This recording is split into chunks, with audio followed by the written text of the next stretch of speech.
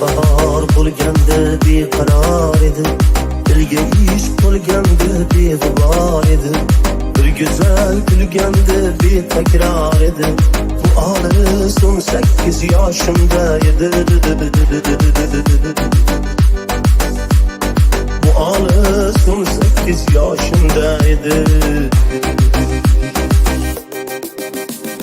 Juda zo'r poyoni hech ko'rinmasdi, ongacha kezardik oy erinmasdi, bizlarga baxtlar tushlar tinmasdi.